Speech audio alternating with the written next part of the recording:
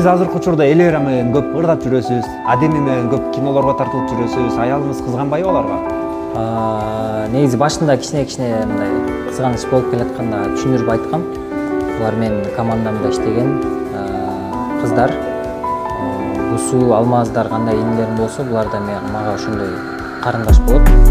Биз бир командада иштеп аткан кезибиз.